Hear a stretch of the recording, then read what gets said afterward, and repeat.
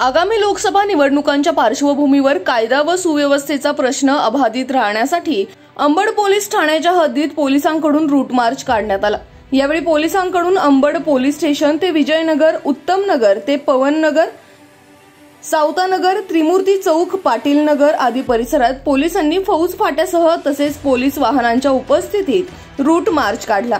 यावेळी बेशिस्त पद्धतीने वाहने पार्क करणारे तसेच पथविक्रेत्यांना सूचनाही देण्यात आल्या। या प्रसंगी पोलीस उपायुक्त मोनिका राऊत, सहाय्यक पोलीस आयुक्त शेखर देशमुख, वरिष्ठ पोलीस निरीक्षक दिलीप ठाकूर, सुनील पवार, पोलीस उपनिरीक्षक किरण शेवाळे यांच्यासह 40 ते 50 अंमलदार रूट मार्च मध्ये उपस्थित होते।